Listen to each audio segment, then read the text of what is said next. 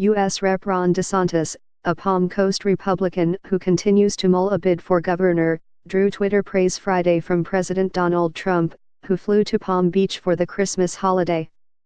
Congressman Ron DeSantis is a brilliant young leader, Yale and then Harvard Law, who would make a great governor of Florida. He loves our country and is a true fighter, Trump tweeted. DeSantis' campaign team called the president's tweet an endorsement. "I am grateful to have the president's support and appreciate what he has done, from appointing great judges to recognizing Jerusalem as Israel's capital to signing a pro-growth tax cut to get our country back on track," DeSantis said in a prepared statement. "As an Iraq veteran, I am especially appreciative of his efforts to support our military and our veterans." DeSantis, who has a campaign account open with the Federal Elections Commission to run again for his U.S. House seat, hasn't opened an account to run for governor. Brad Harold, of the Ponte Vedra Beach-based Ron DeSantis for Florida, said in an email Friday that the congressman will make a decision when the time is right.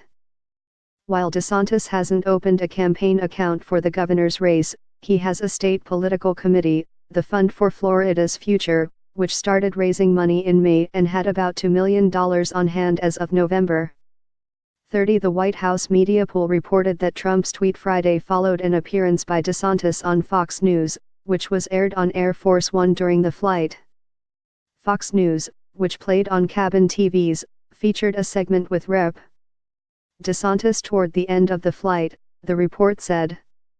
DeSantis is among a handful of Republican lawmakers who have openly pushed to curtail special counsel Robert Mueller's investigation into alleged Trump campaign ties to Russia. This month, DeSantis accompanied Trump to Pensacola for a campaign rally supporting Republican Roy Moore's failed bid for the U.S. Senate in Alabama. Democratic consultant Steve Schale, alluding to Moore's defeat on December 12 to Democrat Doug Jones in the deep red state, riffed that Trump's support may not be all that valuable. Based on Trump's recent success in picking candidates, this might be the kiss of death, Schale tweeted.